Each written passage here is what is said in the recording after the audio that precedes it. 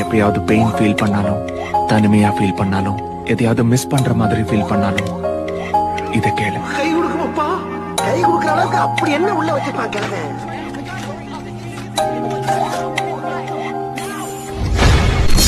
காட்டில் தனிமை வந்ததே